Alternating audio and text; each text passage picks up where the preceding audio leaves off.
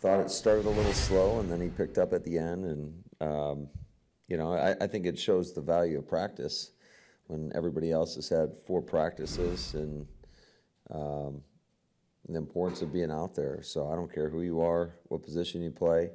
In order to get better and be consistent, you got to practice. So there was obviously a little rust early on, but I thought he finished strong. So trainers and indoors, not exactly the same thing? No, not exactly. I know this isn't Pee Wee football, but is there a line somewhere between the guys being competitive and enthusiastic and maybe forgetting that they're teammates, or how you definitely want the guys out there competing to the best of their ability. You want guys being physical, but you want people to get out of practice healthy, and that's my number one concern every time we go out on the field is are we competing at our highest level? Are we getting better, but are we coming out healthy? And I think that is these guys got to understand that it doesn't matter what side of the ball you're on. If somebody goes down and somebody gets hurt because we're not being smart, it hurts everybody. It hurts the entire football team. So I appreciate the competitiveness, but at the end of the day, we are a team. It does get – football's an emotional game, and sometimes tempers do flare, but more than anything, I just want guys to compete and keep each other safe. Did you address it with them in a meeting Friday? Every day. Every day. Did you address it? Yes. Yeah, I mean, anytime we see some stuff that we don't like on tape, we show it. And, and I also, it's got to come from our assistant coaches as well. And I think that was certainly emphasized. You mentioned the emotions part of it.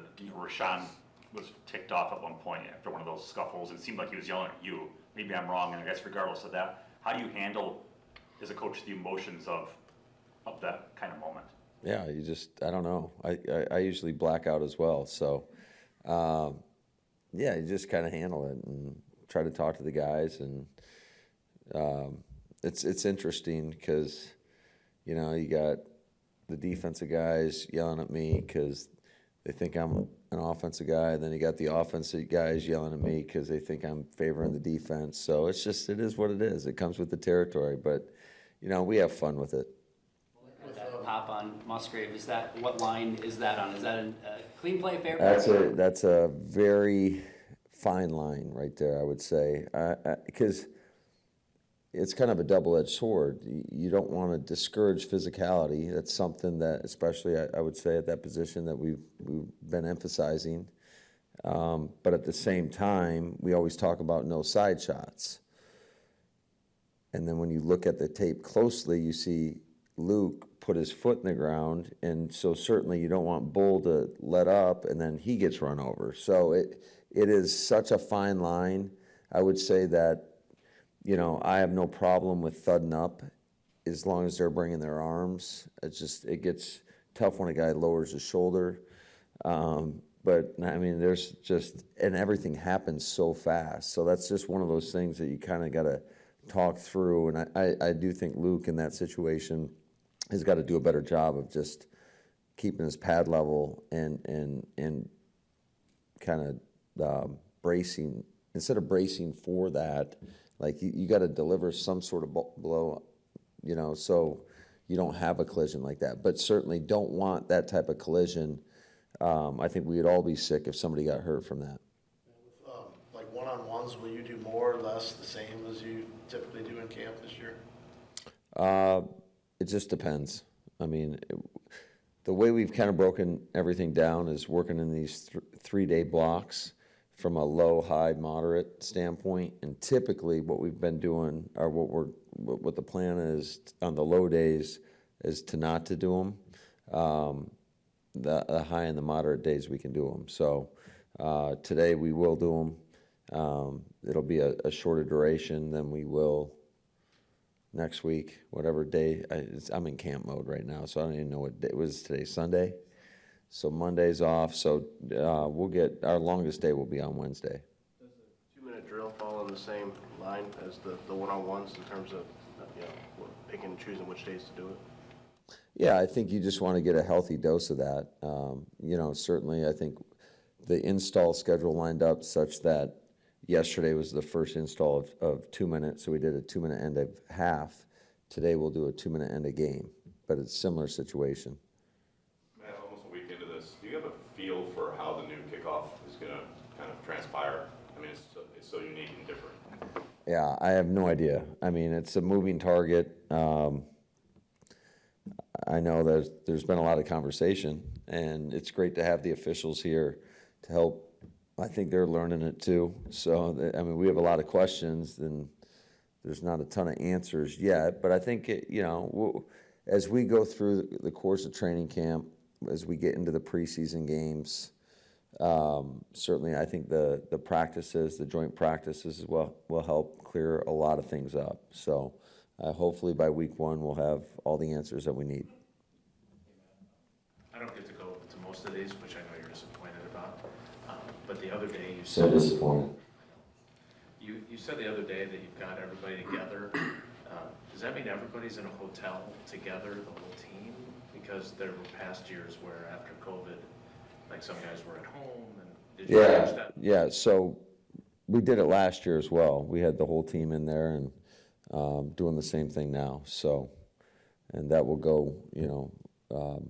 We let the vets out a little bit earlier than the younger players. Is that important though, when you have a team that is comprised of as much youth as you guys have? Yeah, I think it's an important part of it. Go through something miserable together, brings you closer. I know it's apples to blood nuts comparison here when you're comparing I've never heard that one before. I know it's not even apples to oranges, but Okay. your safeties didn't make a lot of plays last year in regular season games, but your safeties made a lot of plays in training camp, so it's a bad comparison. But is this scheme setting them up to make more plays, or are those guys just playing a lot better? Yeah, I don't know. We're 5 practices into this thing. I think once we transition to these preseason games, I think and certainly when we get in the regular season, that's going to give us a much better indication. I think there's elements to the scheme. I think when you look at whatever scheme you're running, there's always positives to it and potential negatives to it. And that's just the way it is. To me, it's about how do we put our players in the best possible situations and making sure that we have enough versatility within the scheme to keep teams off balance, and then trying to disguise and make as much stuff look like one thing and then it be something different. I think that there's a lot to that. I think, when you look at the more you have to, or the more you're able to create post-snap decisions by the quarterback, I think typically the better your scheme could potentially be dependent upon your players. Now, I think we're fortunate that we have some pretty good players. Certainly, we've felt the pass rush is real, which in turn allows everybody else to play a little bit tighter, a little bit more flat-footed, a little bit more aggressive when you have situations like that. So it all goes hand in hand. I don't know if I really answered your question, but that's kind of how I see our defense right now. So how have you thought of, again, it's easy for us to see the splash plays, but what have you thought of Williams and Bullard? What kind of their totality? Yeah, I'm really excited about both those guys. It all starts certainly they have a skill set, but the mental ability of both these guys to be able to retain what they learned throughout the course of OTAs, come back and just continue to build on that day by day, I think it's been super impressive. Just they're versatile enough we can interchange the safeties so you can't get a beat on exactly who's going to be where. I think that's an important part of it. And it's such a competitive situation in terms of just we've got a few guys that are, challenging each other right now to roll opposite of X. I know it's only 5 practices in and only 1 padded practice, but what have you been able to find out about the offensive line with Elton having a day off, Josh being gone, Zach not practicing? You've had Morgan at right guard, you've moved around Ryan. Yeah, at some point you'd like to get some continuity amongst the starting 5, but I don't want to read too much into it. We've had one padded practice. I think it'll sort itself out the longer we get into this thing. Certainly we're shuffling a lot of guys around. There's a lot of different guys in and out of the lineup. I think there's a lot of good that comes of that, just getting guys in different positions to help cross-train them, and if in case something bad happens and you need to, rotate guys around or whatever it may be. But we still got a lot of ball before we have to make any decisions. Do you think there's a chance Morgan is just better suited for guard? I mean, I feel like he's worked there almost the whole time. Yeah, he's been predominantly inside. Certainly in OTAs, we put him a decent amount of tackle.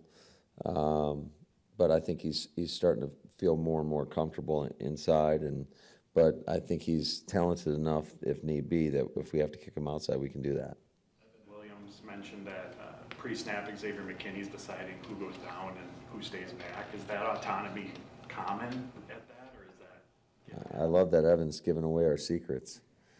X has, he's the vet in the room, and certainly put a lot of resources into him and want to put him, in position to make plays because he's shown that ability. And we got a lot of confidence in him. But I think it just, in order to be able to do that, the other guys got to be in tune with every job responsibility that's required of whether you're a down safety or a post safety, whether you're the field safety playing quarters or you're the boundary safety playing a half field. So there's, for those guys to be able to handle that, I think it just kind of speaks to where they're at as well. Are there conversations with him about that second safety spot, of what he's seen, and how who you end up starting at that position next to him? No, not yet. Maybe eventually.